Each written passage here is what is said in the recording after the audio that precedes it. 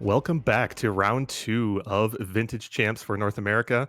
I'm Kevin Crone, joined by the illustrious LSV. LSV, congratulations on round one. It was a good one, an interesting one.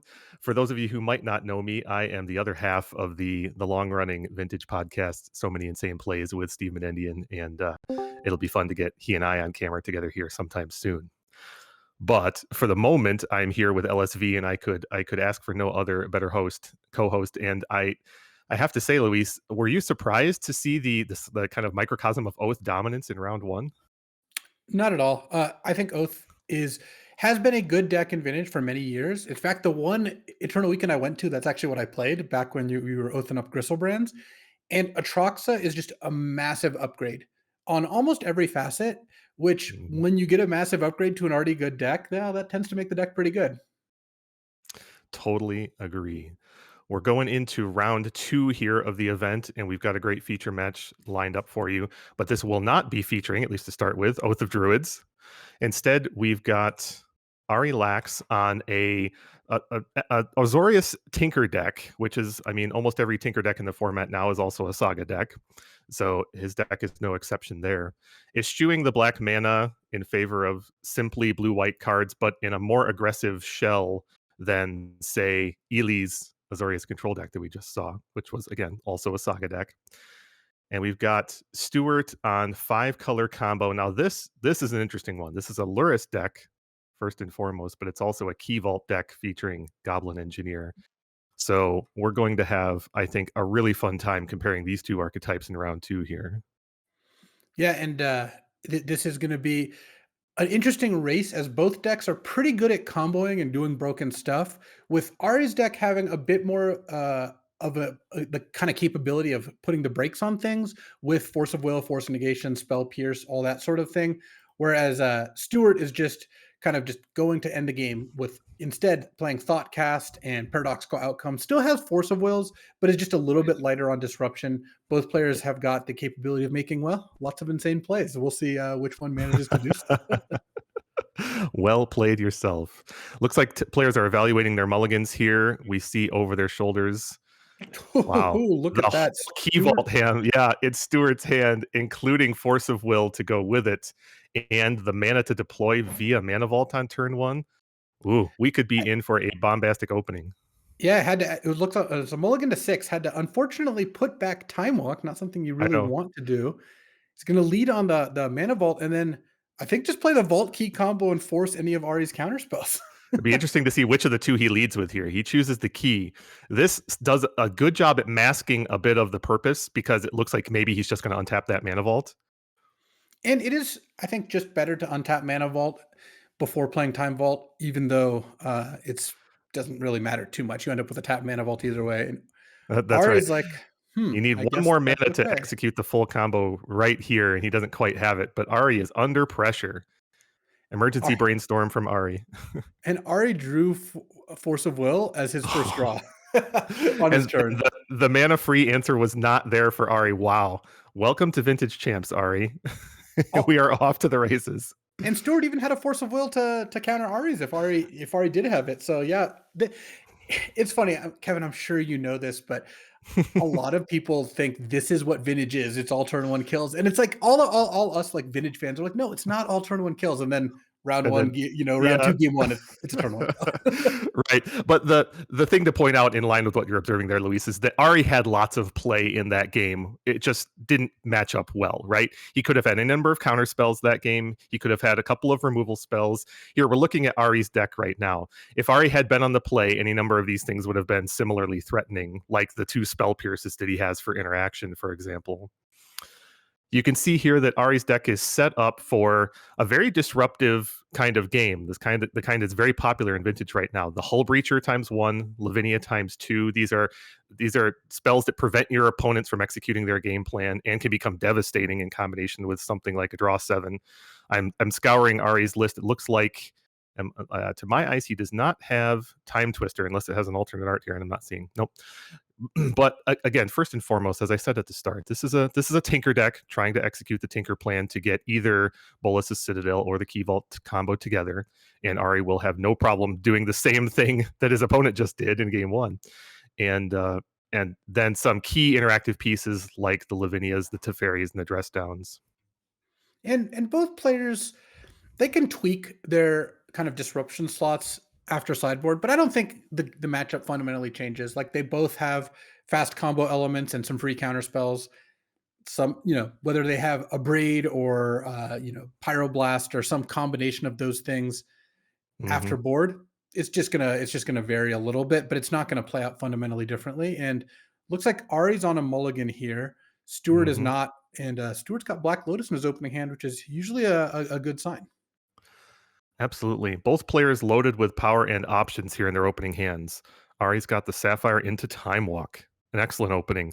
And I happen to notice Teferi in that hand as well. Walking into a turn one Planeswalker is never a bad thing.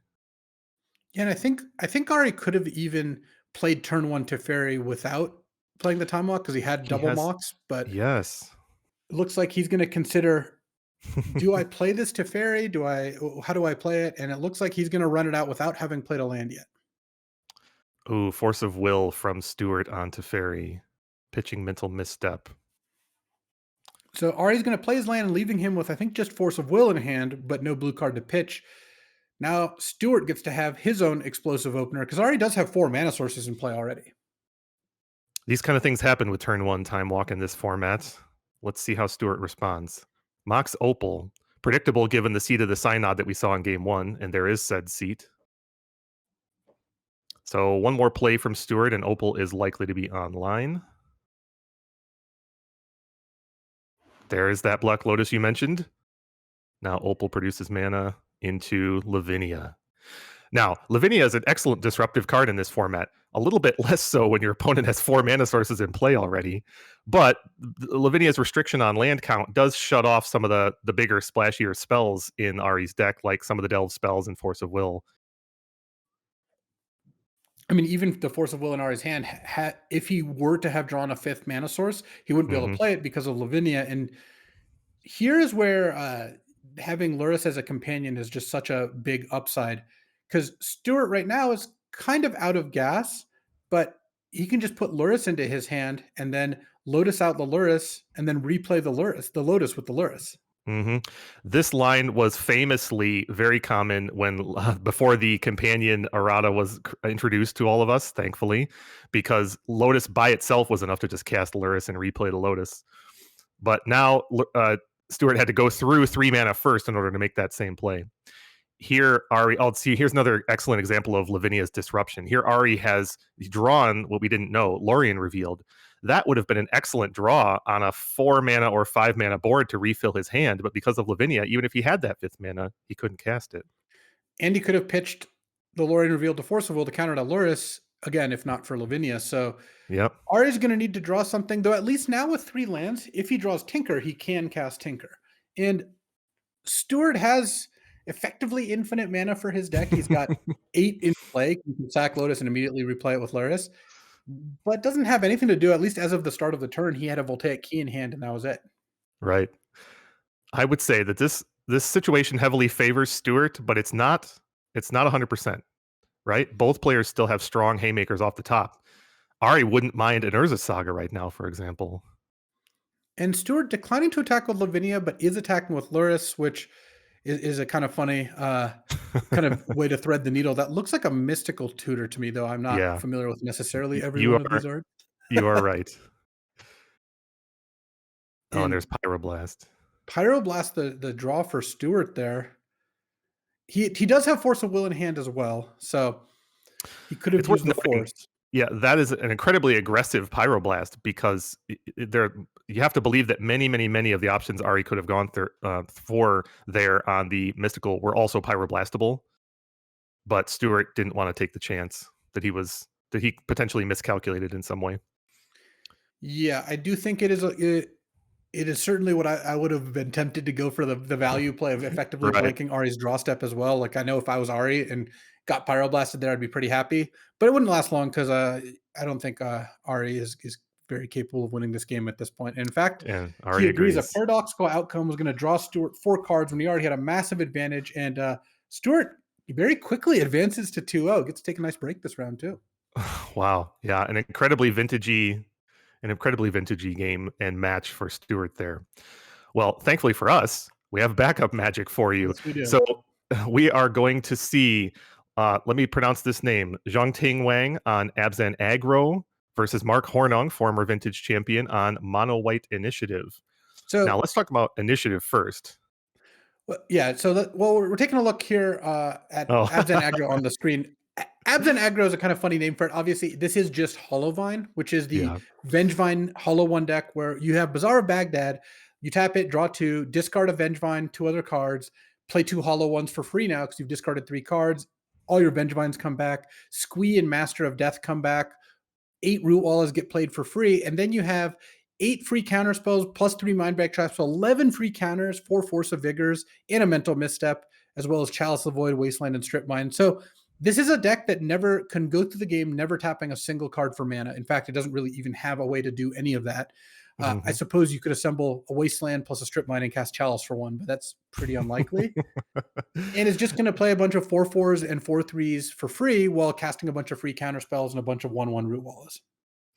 This deck is well known to the vintage community, but for those who don't know, it looks like kind of an aggro combo deck on the surface, but it actually plays a pretty brutal control game. Look at the number of pitch counters and pitch interaction spells here, and the 8 forces, 3 mind break traps plus misstep, and force of vigor. You can, as long as you get a squee or two, and by squee I mean squee or Master of Death, you can grind with this deck, drawing 2, 3, 4 extra cards per turn through Bazaar. And so this deck is a bit of a reaction in some metagames to heavy combo elements, which we actually have seen recently in the format. The addition of Fury and now and Pyrokinesis, the original Fury plus actual Fury, makes it pretty strong against something like Mono White Initiative as well. You have a lot of free ways to take out creatures. Fury being the best because it actually even looks like a creature for Vengevine purposes. Yep. And this deck's pretty fun to watch play out. It's the combination of cards that can compete with Vintage are, it is pretty funny. But it's facing against one of the best decks in the format, Mono White Initiative. So this deck is using White Plume Adventurer as kind of the headliner, 3 mana, 3/3. When it enters the battlefield, you take the initiative. If you're not familiar with this, maybe you haven't played a lot of Vintage or Vintage Cube. It's actually pretty prominent in both. You enter the Undermountain, the special dungeon. If you're a D&D fan, you'll recognize it, where you start by getting a basic land of your choice from your deck and put it in your hand. Okay, not so bad.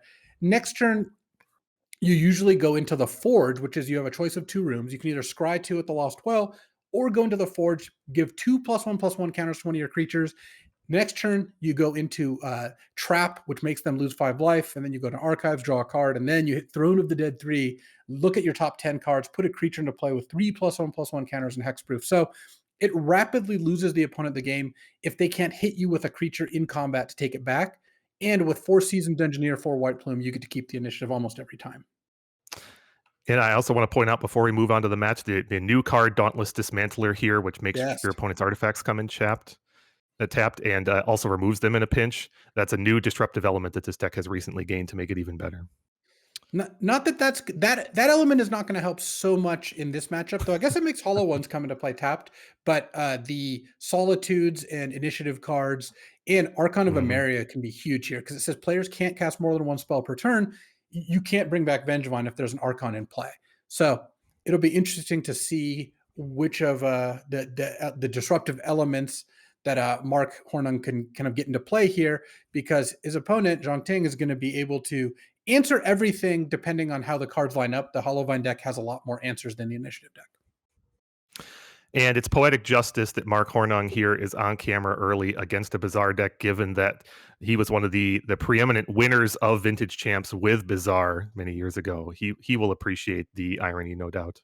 You'll also appreciate having turn one White Plume Adventurer. I think that that's something that he likes. But I gotta say, White Plume Adventurer is a lot less of a safe bet against the deck he's playing against right now. And Yes, even though it looks completely like Mark agree. Ooh, that's a rolled to what's low of 5, 5. it kind of doesn't matter. He put back a land and a Chrome Mox that really he didn't need at all, given that White Plume is about to get him a basic land anyway. Yep. And that Chrome Mox was kind of representing 2 cards anyway, so it's almost like he only put down 1 card. Here we have the expected Ancient Tomb, Mox Pearl, White Plume Adventurer. Oh, The I'm kind of excited though for the Hollowvine deck opening on double Bazaar we see over there in hand. So no Force of Will. A Force of Will would have almost ended the game right here, just forcing the White Plume, but double Bazaar, this has got to be some action. And all it takes is for Zhangting to find the necessary recursion elements to be off to the races. Now, there's all manner of explosive starts he could have too, but against the White Plume Adventurer, he's got to expect that he needs to go a little bit wider than he might otherwise against other decks in the format. Well, one of Here the we things that's nice find about White Plume is it does untap a creature at the start of your opponent's turn. So you can play both mhm. sides of the court here, but hollow ones or 4/4s, bench ones or 4/3s, like these are pretty big. All right, here we go. Turn one, Bizarre, activate, drawing two, selecting the ones to be discarded, and here's where your Root Wallas come into play if he has them. There they are. And that's double Sorry, squeeze. So those we're are getting a squeezed, not Root Wallas. Excuse me. there's a basking root wall there and double squeeze. So we're currently looking at Bazaar being tap, draw two cards, discard one card because the squeezes negate the other two discards. And with now finding a Force of Will for whatever Mark plays this turn, if anything, I gotta say, Hollowvine looks like it's in pretty good shape here. Zhang Ting has got a very nice start. It's nice, but he does need to find some action. I mean, there's a universe where the next half a dozen cards in his deck. Oh, there's Wasteland from Mark. Good pickup. There's a universe where the next couple cards in Zhang Tsing's deck don't produce a 4/4, and the initiative can run away with this game like it does. We'll see. Here's the draw step. He doesn't start this turn with a Bazaar in play, but as you observed, number 2 is ready. And that's a good that's good for Zhang Ting's chances because otherwise he is would be in a lot of trouble. Sometimes you wasteland the first Bazaar and they kind of run out of steam. But just exactly as you mentioned, he is going to need to find something, and so far hasn't found any other creatures. And it's just putting him in a position where that White Plume might just solo him because he's about to get hit by trap down to 10. We might see a chum block here. A second Wasteland is also a potentially devastating play for Mark here. This White Plume is hitting hard now, as you said. What is Mark's follow-up? Another Wasteland. Wow, that is enormous for Mark. That could be a game-sealing play right there. So Oh, Noxious Revival is going to bring back one of Noxious those Bazaars, Revival. but that still makes Zhang Ting's basically skip his draw, and also he would have had two Bazaars in play now if not for the Wasteland. So that Yep. is huge. He's Oh, drawn so jeez, many like Bazaars here. Bizarre 3. Good grief. Mark is like, what do I have to do? It's of note that Mark has also not expanded his board. Those last two turns of Wastelanding, despite having searched for a Plains, he didn't put any more pressure on. Now, that's a big White Plume adventure, but he would much rather have gone a little wider here. Okay, now I expect the two squeeze, but what is the third card that goes with them here? This is what I was alluding to in the pregame about the grind of this deck. Look at Totally. how much, yeah, look at how much pressure from on his his resources that Zhang Ting has just blown through here, and still with a full grip of cards. Now, as I said a couple minutes ago, he's gotten a little unlucky. He hasn't hit the hollow ones or the Vengevines in order to fuel. Ooh, there's Solitude pitch cast by Mark. Yeah, going for the win here is gonna prompt a Force of Will, just to make it Yeah, so the root wall can chump block actually. So this is it's this worth noting our life totals at the top of the screen are yeah. reversed for our audience's benefit. I hope that was clear, but Zhang Ting is actually the one on 2 life, which is why that Solitude play was made. All right. Doesn't look like he's got another way to remove the root wall, so in comes the White Plume, and we're going to see a double Bazaar turn. I mean, the fortunes could shift very quickly here, especially if Mark doesn't have a play. Seasoned Dungeoneer is one of the things he's really looking for because that would let him attack with protection from creatures. Oh, Archon of Ooh. Emeria is Oh, what a huge. devastating play in so many ways, on so many axes that you were just mentioning. The second Bazaar has to come in tapped. The Vengevine is hopeless now. Basically, Wow. what Zhang Ting needs is to immediately draw Fury and have Fury be the first spell that gets cast, killing the Archon, and then from then on the floodgates can open. So this Bazaar activation is going to need to hit a Fury, and so far it looks like he's drawn basically all lands and a Force of Negation here, and draws two Oh, more double forces, force. and That's that'll wow. do it. Look So at that. you always feel really good when you steal game one against a Bazaar deck because post board things do get better. In fact, if you look at Mark Hornung's sideboard, he's got 4 copies of Containment Priest and a Grafdigger's Cage and a Tabernacle at Pendrell Vale. all of which can be great sideboard options here against Hollowvine. With Zhang Ting getting to bring in two more Furies and two Pyrokinesis, which is pretty strong. Caracas can also mess with some of the legends in Mark's deck, but I still think you would rather just play game ones if you were the Bazaar deck. So being down a game, even though you get to upgrade to more creature removal spells, still going to be not the ideal situation. Completely agree. That game, we saw a variant of the kind of fail rate of Bazaar decks, but it was a Right. really unusual variant in that it was almost all control elements and a repeated ability to Bazaar in the top half of Zhang Ting's deck. Players are choosing their mulligans here for game 2, and Marks does not look excellent. He's very much lacking on mana. Well, he's got He's got Chrome Chromox Ancient and Tomb. yeah, So and Ancient he's Tomb. gonna get to play a turn one White Plume or turn one Archon, depending on which one he feels is the most effective. It'll be interesting to see what he puts back here. Definitely. Archon would be incredibly devastating on the play. It's still pretty good on the draw, even. He's got He Chancellor also of the has other Annex. options because I see Loran hanging out there. Wow, he prefers Loran over Archon of Emeria, and you're obviously going to keep Chancellor of the Annex because you have a pregame Chancellor action is very interesting. revealing Chancellor. So now the first spell that Zhang Ting plays is going to be countered unless he pays 1 mana. Which the reason to keep that is you know you're going to Chrome Mox it away. It's actually a really nice combo there. Excellent synergy. Here we have Bazaar from Zhongting, draws 2. The And now interaction what? with Chancellor can be very interesting against Hollowvine because he has some expendable spells like Root Wallas, but some draws just rely on Hollowvines or Hollow Ones, and that Chancellor trigger is kind of a backbreaking against a Hollow One.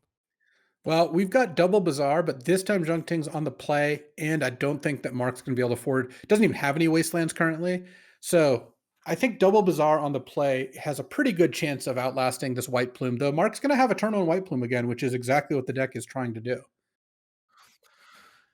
And because of the Chancellor, Mark knows that his first spell has a very good chance of resolving. The only way to counter this would be double counter or to have another Noxious Revival to burn off the Chancellor trigger and then force. Was that Boromir? Oh, it looks like he drew Ooh, Boromir Mark drew instead. Boromir. So Boromir is an Fascinating. interesting card. It makes it so whenever the opponent casts a spell, if no mana was spent to play that spell, counter that spell. It's actually the best card in this matchup, and if because it counters Fury and Pyrokinesis, which are your answers, counters Hollow Ones, doesn't counter Vengevines because Vengevine it just goes into play. Counters Root Walls, everything. What Jean Ting needs to have done is side in his 3 copies of Caracas to bounce Boromir, and if he didn't, he could be in a lot of trouble here. But if he does play Fascinating. Caracas, it basically blanks Boromir at the cost of a land drop, so that is a powerful answer. And if he didn't do that for this game, you know it's going to happen for game 3 now. As he reads Boromir. Yep. This could be one Well, that he doesn't have very much experience he playing might he against. might not get a game 3 if he doesn't have an answer to Boromir here. Fair enough. And he's got the Fury, and he's thinking about that Fury now. So rather than use the second Bazaar, I think that he's got to be really tempted to wasteland that Ancient Tomb, especially given that Mark only has 2 cards in hand. It could mean that Mark can't play another spell, and maybe you can wait and try to find a Caracas. Though I honestly think if Youngting didn't side in Caracas, I actually think he can't win. He just can't ever play a card. I guess his out is to stack a bunch of Vengevines in the graveyard and then play a bunch of Root Walls and Hollow Ones that just immediately get countered and bring back the Vengevines. Okay, Yes, so you might be right. so he chose not to Wasteland, instead playing the second Bazaar. He's just going down that direction. So he's giving Mark the ability to cast a spell on this turn, and we'll see if that ends up working out. Can't even Force of Will because Boromir doesn't stops that too. Hmm. We've seen this same kind of interaction with Lavinia against Bizarre decks, but Lavinia has a slightly different ability, a slightly different verbiage than Boromir does. It interacts differently with creature spells. Right, Lavillion doesn't stop creature spells, so the Hollowvine deck doesn't care that much about it. It stops Force of Will and, like, I guess, Pyrokinesis. Hmm. Here we see White Plume Adventurer, as usual, from the initiative deck, getting the planes straight into play for Mark, bolstering his mana. Only one squee this game for Zhongting, but he is likely to find more with this double bazaar. I think you're right, Luis. I think he is just in the business to draw as many cards as possible over the course of the next couple of turns and find Hollowvines, or find Vengevines, excuse me. I'm guilty of calling Hollow Ones and Vengevines Hollowvines at the same time. So what's odd though is he didn't use the Bazaar at the end of Mark's turn. I think he just doesn't have an answer to Boromir in his deck. I think he Oh, didn't side in jeez. Caracas and is just like, well, I guess I could draw my whole deck and not win. And Mark Hornung advances to 2-0 here with Mono White Initiative, a very fearsome deck. I mean, Oh, yes. one of the things I find funniest about Vintage right now is because of how popular and how good Mono White Initiative is, people are playing cards like Anarchy, Virtue's Ruin, Soul Rend. And if you don't recognize these cards, it's not because you don't play Vintage, it's just because these are really weird cards, even if you do. There are a bunch of cards that kill white creatures for some kind of value. And yeah, Mono White has made those cards actually playable. And Luis, you ventured into that dungeon with some campaigns in your time, haven't you? Yeah. Oh, I mean, I ran a campaign in Undermountain like 20 something years ago. Like it's a classic D&D dungeon. I'm getting a lot more familiar with it recently since the White Plume Adventure seems to like to delve into it. But it's a fun one. Fantastic. Hey, let's review our prize structure and what the players are playing for here in this event at Vintage Champs. Now, as you all know and probably are used to by now, first place in this event gets a fantastic alternate art reinterpretation of a famous card, in this case, Black Lotus, none other. The most And famous. the most famous, right? And here you see the structure for the rest of the top eight, which includes, in addition to some nice cash prizes and other things, these really sought after mental misstep promos. There's very few of these in the world, and they're not only awesome looking and beautiful with their retro frames and their foil, but they're really cool. And now we see the schedule for this weekend. Again, here we are on Friday, our Swiss for Vintage Champs, which will be here for you all day. Tomorrow is the Legacy, same deal, except the Legacy event is so large that the Swiss overlays into Sunday morning with a couple of rounds, and then we get our top eights.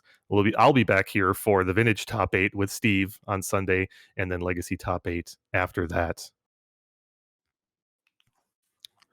Well, we'll throw our commentators away for a bit, and we'll be back here in a little bit for round 3. Thank you, and see you then.